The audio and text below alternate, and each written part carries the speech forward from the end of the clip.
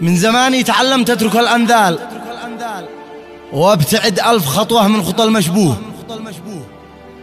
الزمن والليالي مثل ما الغربال، والحلم من تجنب كل شي مكروه. والمعارك بيولد منها الأبطال، والخسائر بيولد منها المعتوه. والمواقف تبين معدن الرجال، والشدائد تروق صاحبك من هو. كلمات الشاعر يوسف شذان. يقول الفتى البداع بان ابدع القصيد، وما ينطق الهاجس فبا تكتبه يدي. ومن بعد يا الهاجس ويا حرفي الفريد تبلبل ولا توقف إلى حين مرقدي. وسبحان من ياخذ ويعطي لمن يريد، ويكتب نصيب العبد من قبل يولدي. فمنهم شقي الحظ أو منهم السعيد، وربي فقط يعلم بما يحمله غدي.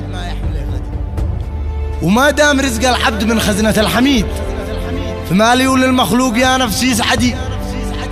ومش كل من قاتل ويقتل قدو شهيد، ولا كل من صلى حسبناه مهتدي. وهذا الزمن والوقت علمني العديد، ومسكين من عاده بالايام مبتدي. فلا تصحب الفاتر ولا تنصح العنيد، ولا تطلب البياع في الليل الاسود، ولا تنتظر حكمه تجي من فم البليد. ووقت الله يظهر المعدن الردي، ولا تأمن أسرارك مع صاحب البريد. ومن هو حليم يفهم كلامي ومقصدي، شموخ الجبل يهبط إذا كان من جليد، تذوب ارتفاعاته في اليوم الأحمدي. وموت الكرامة عز من عيشة العبيد. أنا عهدي أحياء حر عهدي لوالدي، ولو كان عز القوم من يلبس الجديد، في يحرق عزيز القوم مع ما بيرتدي. حنيني حنين النار يوم تاكل الحديد، على ناس قد صارت بلندال تقتدي.